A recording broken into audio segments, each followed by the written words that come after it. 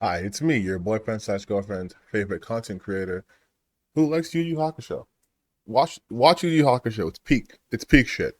Anyways, today's Friday, and I want to do something that I think might be fun, but who knows, it might turn out horribly. So if you've watched any of my videos, you know I'm pretty open when it comes to my viewpoints in politics in relation to video games and in general. And one thing I always hear is how bad IGN reviews are. IGN reviews are the worst. It's IGN, Polygon, Kotaku. Those are the worst because they're the wokest and just terrible. So what I wanted to do is go through a couple of IGN reviews, look at the comments, and see if there's any sort of truth to what's being said. Is there really just these awful, terrible reviews all the time? Or are people exaggerating because of, I don't know, a culture war agenda or something like that, you know? Who really knows? I know. The answer is pretty obvious once you start watching the video. But without further ado, let's get to it. All right, so here we have the Black Myth Wukong review. Now, this game comes out in 4 days as of the recording of this one. August 20th, the game comes out. And this is by Mitchell Saltzman. Now, we're not going to read the entirety of the review because that's what the website's for. You can read the review. But let's just start. Let's see. Let's start from, let's see, how far is it? This is right here. So, even though I'm a big fan of Souls, like ditching those mechanics feels like the right move for the game that Wukong's trying to be. It's far more forgiving, focused on keeping it in the action rather than pouring over. I think that should be, should that be P?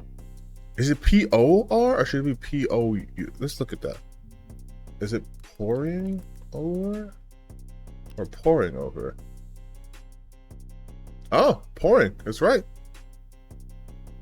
Good job. See, they know how to write, unlike me, clearly. Da da da. He said between this and I had more difficulty getting through Wukong's toughest challenges. And no, there aren't any difficult options, but at the same time, those challenges never felt unfair. Okay, so it feels like a pretty solid review of this game so far. So then with the skills here, defeat your proper enemies, get an essence, yada yada yada. One of the most gorgeous game ever played. So seems like a pretty good review. But just go right here. The verdict. That's the easiest part. Shit, this is not my bad. As game size debut action game, Black Myth Wukong is mostly a great success despite some major technical black marks and localization issues that are likely to cause some frustrations at launch. Combat's fantastic thanks to a great balance of careful resource management and lightning fast twitch reaction gameplay that tested my skills as much as Elden Ring ever has. Despite being more traditional action game than From Software style. Side note, I hope we see more traditional action games. Like, I love Elden Ring, I love From Software games, but holy shit, we have different action adventure RPG games. That'd be great. Lots of boss battles, good variety. Yeah, just really good things here. But relies a bit too much on having prior knowledge of events of Journey to the West, and it really could have used a map to make a rewarding exploration that measure up to the strength of its combat. That said, its strengths more than carry it through, making Black Myth Wukong a great action game that could even be greater if game science can squash the bugs. So, 8 out of 10 is really good.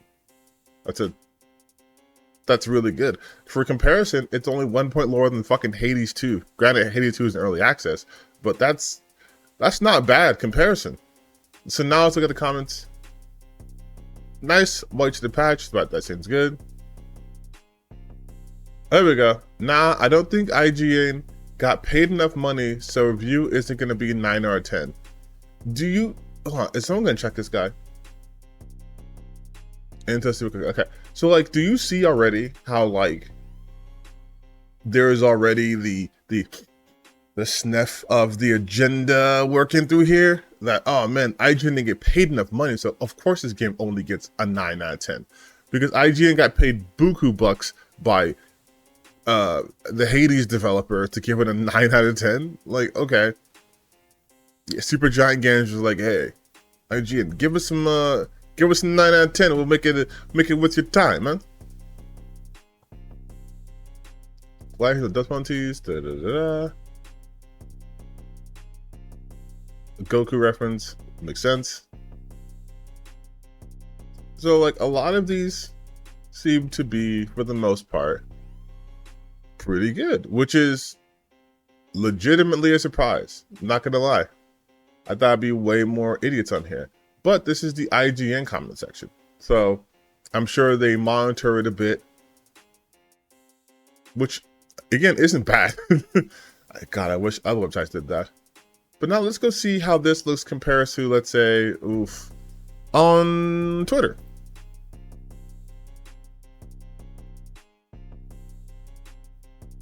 Sorry, that was me talking to this guy. Well, this person was like, this guy's one of the main characters during the West, but the editor didn't know. In the article that we just saw, we skimmed through, he said it relies a little bit too much on knowledge of Journey to the West.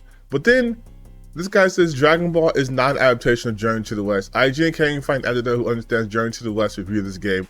Your professionalism and diversity is just so-so. First and foremost, all right? To review a game, even if it's steeped in a specific mythology or mythos, you should not have to have a fucking PhD in that subject to review the game, because a game has different requirements, right? There's different things you're focusing on in a game review, not the fucking history. Secondly, this guy's wrong because Dragon Ball, like I said in my comment, is in fact, at this very beginning, initially was inspired and a parody of Journey to the West. That's why Goku's name is Son Goku. Son Wukong in Japanese is literally Son Goku. Son Wukong also flies on a cloud. You know who else flies on the cloud? Goku. Goku with the monkey tail. Goku turns to a giant monkey. Goku who has a staff, power pole, or I'm not gonna say Japanese, not that big of a nerd. The power pole that extends is the same weapon that Son Wukong used, that he gets from the Dragon Palace. It's one of the pillars they use. Oolong being a shape-shifting pig, like one of his, like Pigsy in the Journey to the West. Like it is a parody of that. Like it's insane. Like you must not have watched early Dragon Ball, but yes. And Goku is literally going on a journey. Bulma is essentially the monk character, and he's going on a journey. Like it's whatever. Score was 8, saved you a click. I hate this shit, by the way. Like a score itself, I honestly think we should get rid of scores and reviews, because again, we skimmed that review and it was much more than just saying this game's an 8. Because what does an 8 mean? But they contextualize it. Oh my god. Best game get excited, just post a score. Again, idiotic. How many points would this game get if it wasn't made in China? That's a shame. Okay, so do you see the shit I'm talking about, when people are just already making up reasons why the game didn't get a 10 out of 10? Oh, it's because it's from China. This game had a lot of hype, but just got 8 out of 10. I feel like it's better than that just based off first glance. Like, what? What? So you view games based on solely of hype? Man, you sheep sure do believe everything marketing tells you. I've gamed my whole life. Gameplay looked phenomenal, and obviously I saw the traction trailers and pre-release got. I take into account a lot of factors and very skeptical when game shows no gameplay to believe solely marketing like in PC. But that's literally what you just did? Like you just said that? And also, I can't say this enough, an 8 out of 10 is good. And that's when you guys were in school and you were getting 8 out of 10s, you're getting 80%. You weren't considered a flop of a student, were you? No, you were considered a good student. If you were a B average student, that's pretty fucking good. That's like, there's only one step higher. Like that's it. That's good. Fair review, good write-up. Cyberpunk 2077 had a buggy launch and got a 9. You guys are complaining the same thing here, but gave it an 8. Again, contextualizing shit.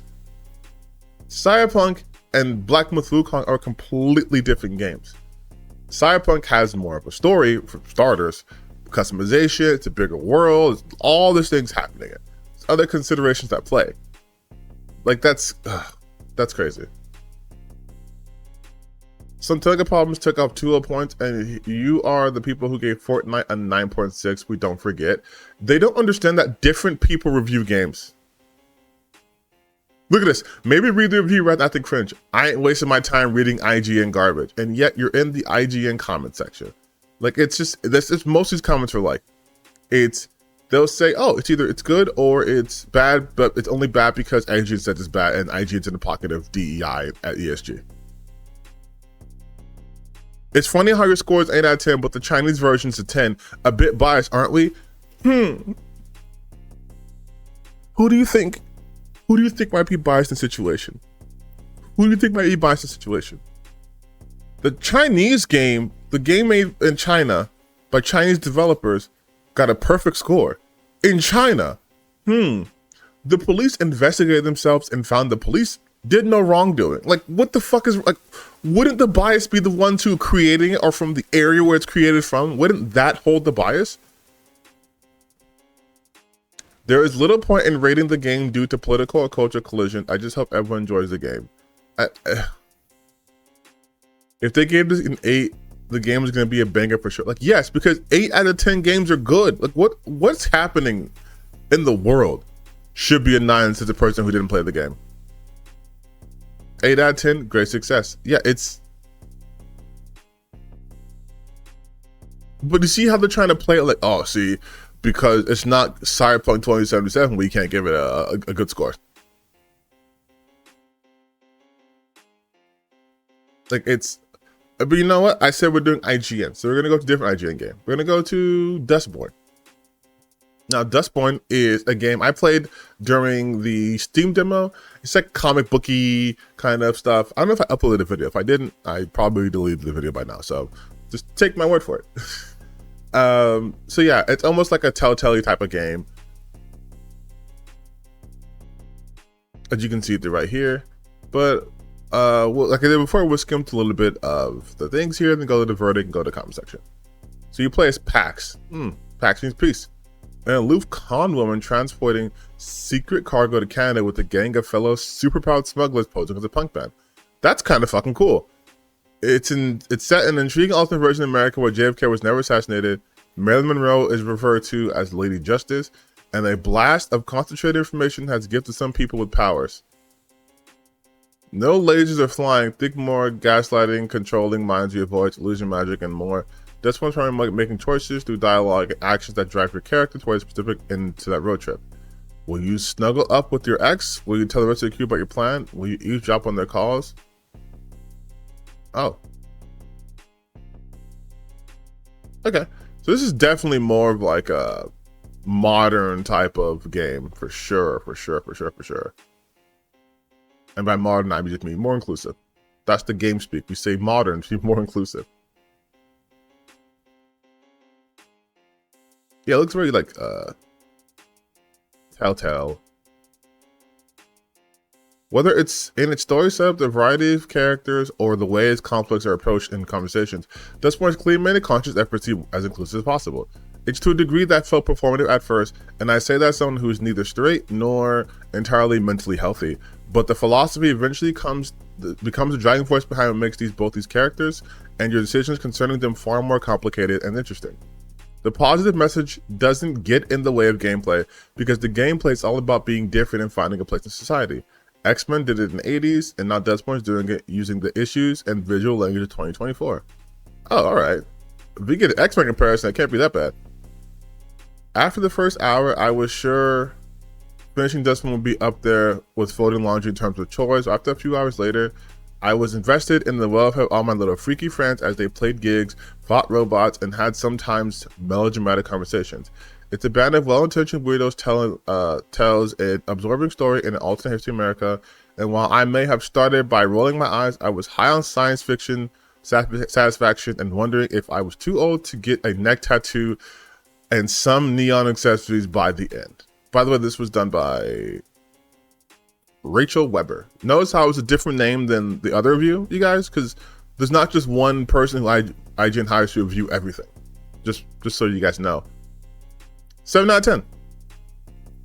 Solid game. 7 out of 10 is solid. Let's see the comment section now. Oh, when would these developers learn? The majority of gaming community will not support games that push their agenda for the so-called modern audience. Nearly every game that tries to force this into games has failed miserably. What the fuck? Okay, let's do big face for a moment.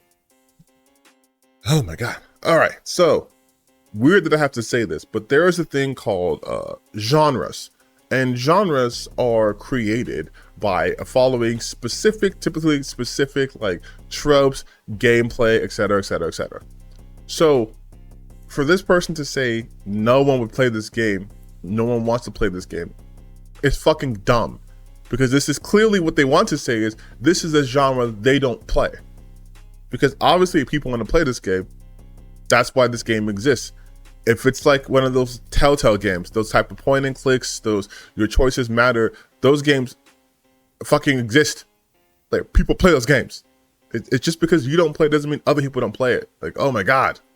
Saw the black female protagonist, thought, yeah, definitely pushing an agenda. Push what agenda exactly? Are you seriously trying to suggest if a game doesn't feature a main protagonist as a white person that there's an agenda being pushed? I guess you never heard of Life is Strange just because you want to be racist. That exactly. And Life is Strange, I'm so excited for the fucking new game coming out. Like, oh my god, you guys don't understand. I love Life is Strange.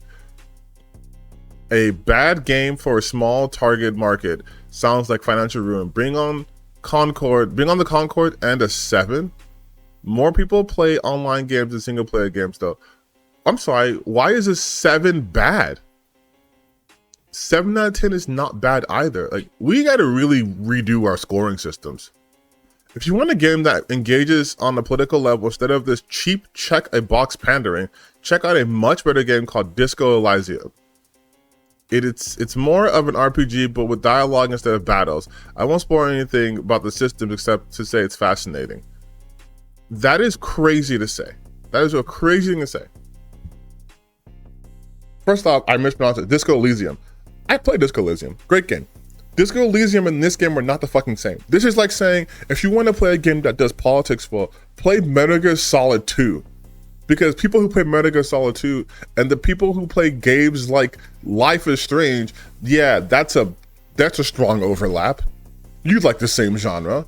Literally says, but instead of battles, you have dialogue. But what if you want battles instead? And to say this is a cheap check-a-box pandering, this motherfucker didn't even play the game because the game isn't even fucking out. Like, when we endorse terrible pandering as political discourse like this game, it's much less likely that we'll get something actually worthwhile in the future. Reject this for a brighter future. No, I keep seeing this mentality. It's so fucking stupid. That's not how games work. That's not how games work. No one's gonna be like, they didn't buy this game because they didn't like the messaging. They'll think they didn't buy this game because we didn't market it well. Or they didn't buy this game because, you know, it was coming out a couple of days, same day as Black Myth Wukong, which is much more anticipated and highly marketed. Like, no one's going to look at this and go, oh, it's because a black person's in it. That's why. The game's too inclusive. That's why they didn't do well.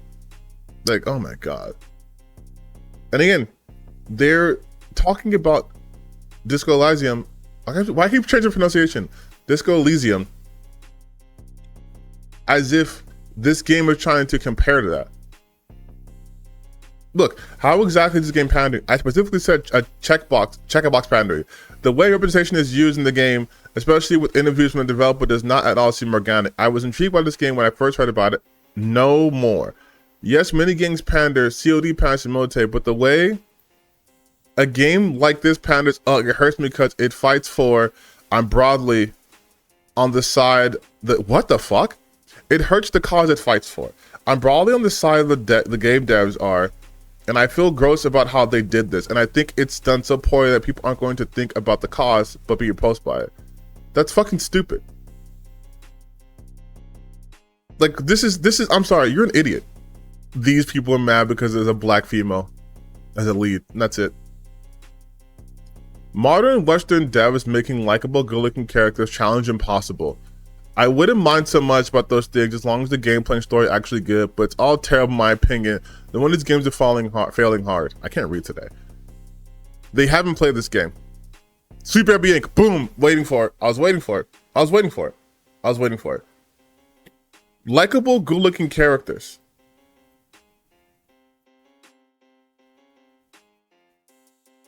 They haven't played the game, you guys. They haven't played the game. And they're talking about how these characters aren't likable.